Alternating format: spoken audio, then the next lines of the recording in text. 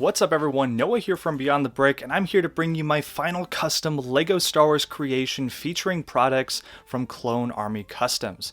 For this final build, I decided to go back to Season 1 of the Clone Wars and really wanted to recreate another iconic scene from that season, and I decided to go with Episode 2, Rising Malevolence, where we have Plo Koon and his clone troopers fending off against a Droid Hunter and the droids that are piloting it. In this scene, that Droid Hunter is trying to squish the escape pod so that all the people that are inside, in this case Plo Koon and his troopers, are sucked into the abyss of space. So before that can happen, they decide to exit the pod and put up one final stand against the Separatist Alliance.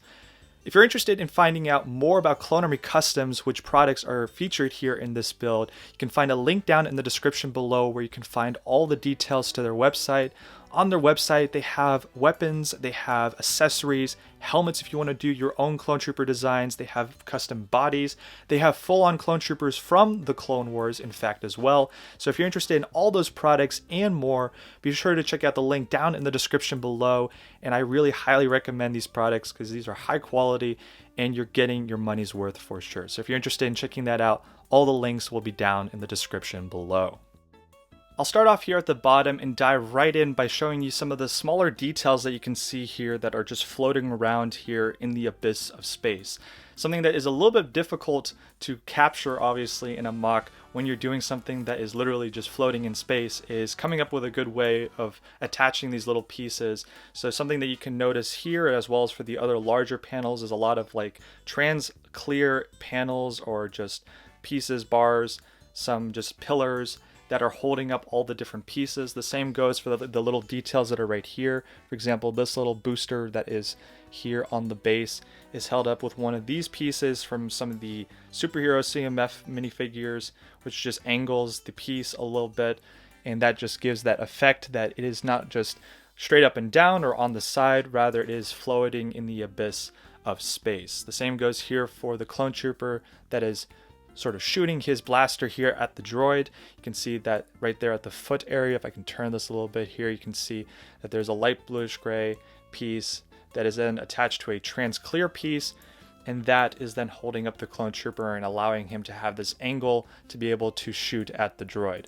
My goal, or main goal I should rather say, is when I was putting this together was, okay, how can I best have all the different elements not only floating in space, but also how can I, support all this from a base like this.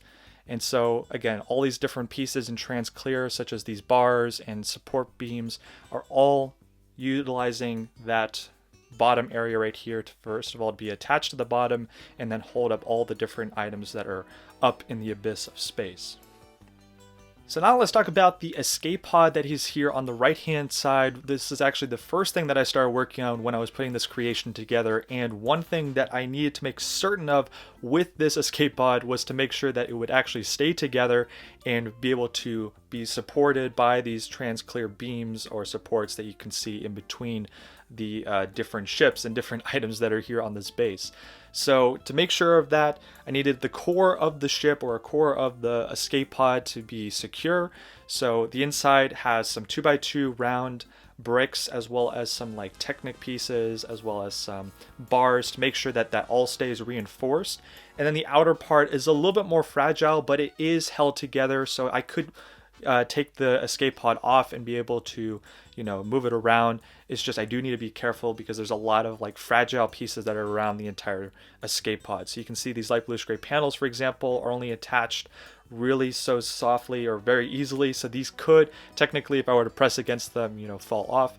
But they do their purpose, obviously, as like the outer shell of the escape pod, and they do stay attached. So the other thing that was also important to note or just be able to attach to the escape pod was the boosters that you can see right here. I used some of these astromech dome pieces, the 2x2 ones in white. I used some 1x1 ones in light bluish gray. Added some dark red in there as well for the accent color. This is obviously the Grand Army of the Republic that we're talking about here, and that dark red does need to be represented, as well as the symbol of the Grand Army of the Republic. And then you have some more white pieces, some flat silver right here, and that just all comes together very nicely because a lot of the ships and pieces out of the earlier episodes of Clone Wars have that white, light bluish gray, dark red obviously, and I wanted to represent that as best as possible here with the escape pod. And then you can see I used a 4x4 dish piece right here for the front, and then another one, a 6x6 dish underneath that, and that just perfectly puts that all together. And I think just overall for the escape pod, this is something that I worked on for a day. Really came well together, because as somebody who doesn't really do a lot of vehicles, I think this is something that came together really well, especially in the short amount of time that I had to build this escape pod together.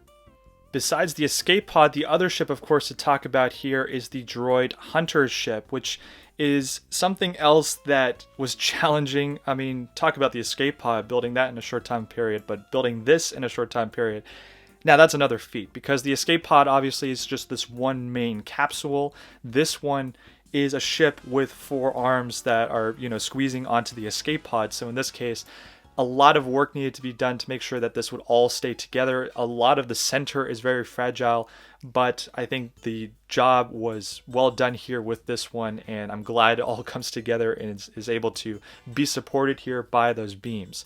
So as you can see from the arms lengths here, these are a little bit shorter than the one that you can see right here, and then the one obviously behind the escape pod.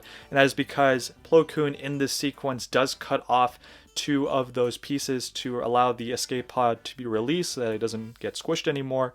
And so I added some translucent blue pieces, some translucent light blue pieces right here, and those just simulate the lightsaber marks. Obviously rather would be in trans orange or trans red possibly even, but I decided to simulate that here with trans light blue, just so it's a little bit more understanding that, hey, this is coming from the lightsaber, of course.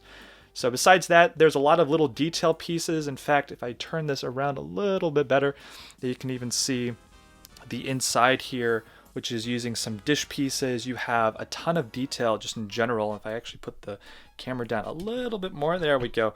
Then you can even see the quarter tiles that are in there. I used some of the 4x4 tiles, a lot of like little just tile pieces, clips that are around here. You can see those being attached here to those 4x4 quarter tiles, and just in general those pieces make this very detailed center, which gets hidden away a little bit more than I wanted to, but I think the idea gets across that this is trying to represent that area of the ship as best as possible. If I take it now and turn it around a little bit, the back area is also just as detailed. I decided here to go with some cheese slopes, some clips, 1x1 plates, and then this very nice printed 4x4 dish piece.